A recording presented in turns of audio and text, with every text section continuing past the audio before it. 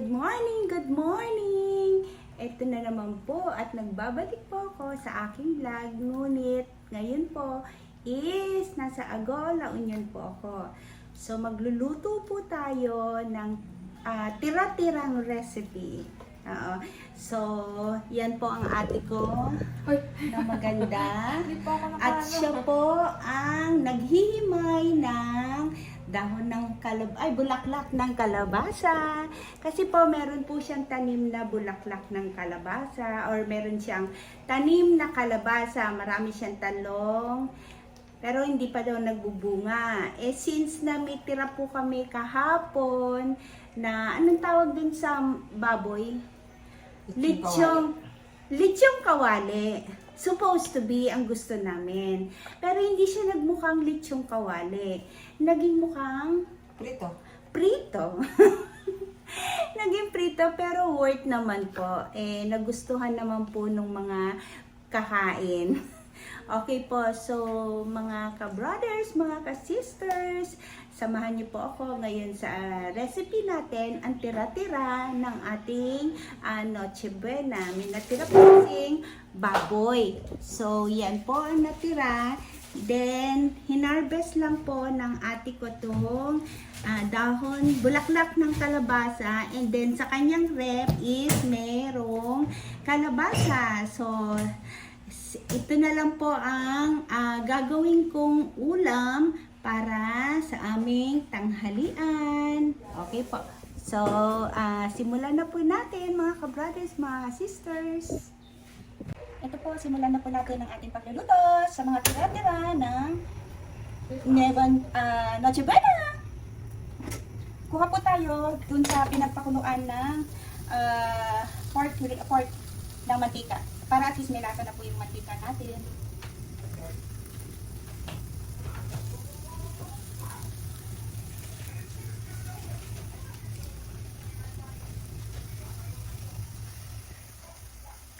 Kasi po kung pupunta ng palengke, wala rin naman pong mabibili sa palengke ngayon. Salamat naman.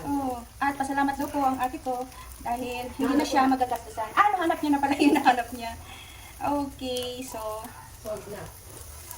sige po, simulan natin ang pagluluto ng kalabasa with lechong kawali. Ito po is yung pinagprituhan ng aming pork, lechong kawali.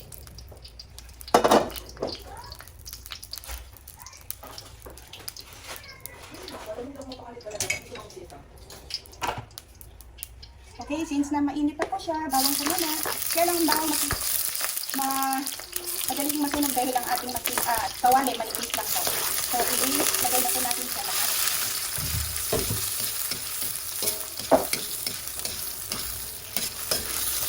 Kung ano po yung mga tira-tira nyo dyan, yun po ang inyong isipan ng luto. At least, makakatipid po tayo ng konti.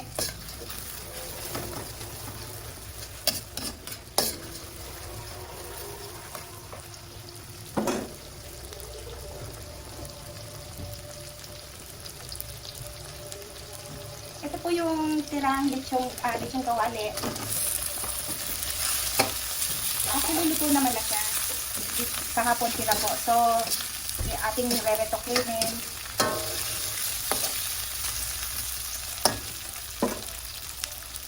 Patis po.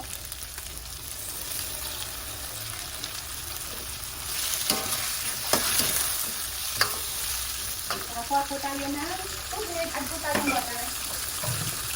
Yung water po natin para sa kalabasa po lumabot. Kamita ka lang yan? Kamita ka lang? Oo. So, since na itong ating karne, luto naman na, i-add na po natin ang kalabasa.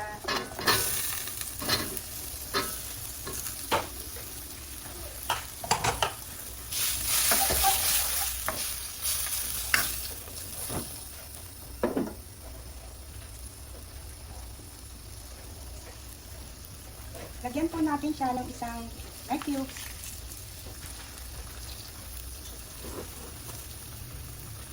Paminta po.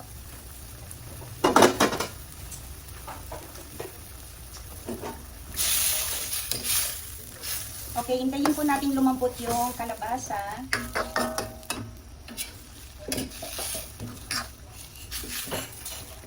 Tapos saka po natin ilagay yung kanyang bulaklak.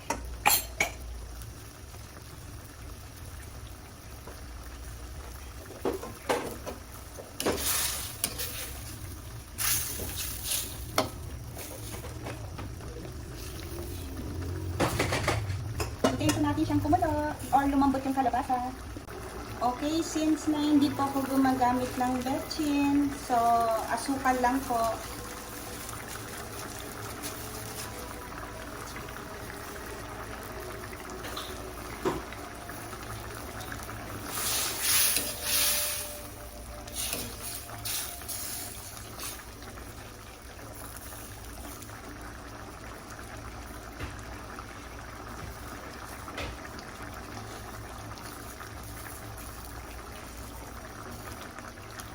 Tigas pa po yung kalabasa. Pero half po pwede na. Isa pa po. Konti pa po. Ngayon po, isama na po natin yung bulaklak ng kalabasa.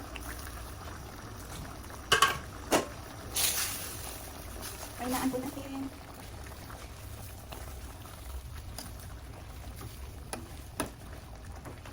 Ang gandang tignan na po.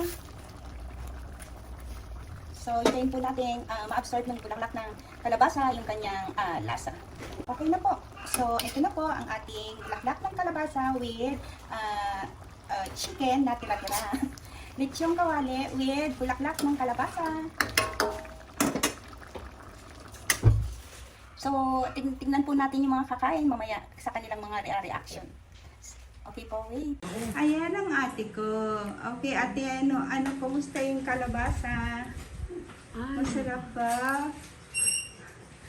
Masarap naman. Masarap naman? Ayan. Bagong Ayan. pitas. Sabi niya, nakatitig daw Tamis-tamis. kasi ako. Ayan. Yan ang kanyang pagkain. Ang Pilipino pagkain. Ayan. Tignan nyo. Nag-iisang tao lang po yung kakain na yan. Ito po, at nasarapan na po sila sa aking, nanonood po kasi sila ng TV. Nasarapan po sila dun sa niluto ko pong kalabasa with lechong kawali na ginisa ko lang po. Okay, sa susunod po ulit vlog, maraming salamat po.